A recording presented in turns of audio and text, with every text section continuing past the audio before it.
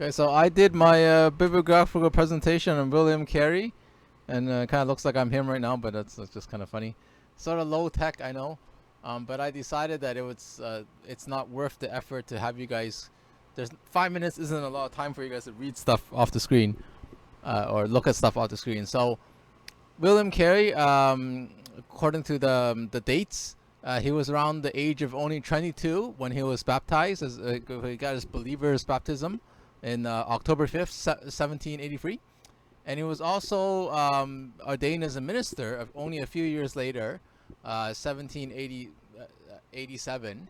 And he started off as a Baptist pastor in Leicester. And eventually he saw that, like, after becoming part of one of the founders of the Particular Baptist Mission Society, or BMS as they sometimes call it, in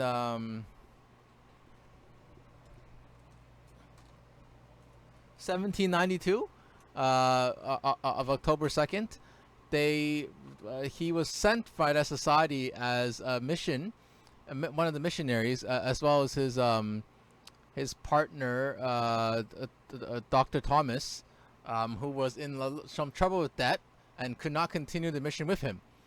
So in 6 years later, he was joined later by William Ward and Joshua Marshall, together with Mrs. Marshall. They were the power quartet of the mission, and eventually the bunch of them also founded Sarah Moore College, I believe that's how you pronounce it. And it was a institution mostly for just training other evangelists and church planters in India. But eventually, just like McMaster, it also started to offer programs for like secular, or like, just regular university programs as well. And that was kind of what one of the main things that he's known for in terms of the mission. Like, he's one of the pioneers, so he revolutionized the missionary thing. So not only was he bringing the gospel, but he was bringing change to the society. Like, he stopped the practice of sati, where they would sacrifice the widows, like on the funeral fire of the husbands. So that was their custom, as well as they had a caste system. So he kind of brought an end to all of that.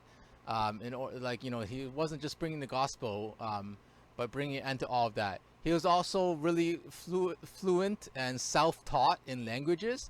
So he didn't really have a lot of formal education, but he managed to learn Latin as well as like Hebrew and Greek, and he translated the Bible into many different languages of at least 6 different of the main Indian tongues, including Bengali, Sanskrit, and Marfai, I think it's pronounced. But he's mostly known, as he told Eustace, for being a podler. So what that means is being like slow and steady, and like just persevering. He encountered a lot of financial difficulties during his like 40 years in India, and he only brought like the first convert 7 years in. He baptized the first convert, Krisha Pal, and and he didn't have a lot of believers after spending like 40 years in India, but he was very important in setting the foundation of having missionaries, as well as just kind of bringing the gospel to different cultures.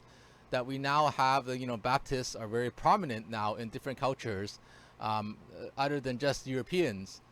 So he was really responsible for just he really felt that call the commission was saying, to bring the gospel to the ends of the earth and to all people. And he was responsible also for inspiring future missionaries such as Hudson Taylor and David Livingstone, which I do know about, and before learning about Carey. But he's also set the foundation, and he was his perseverance and just really inspired a lot of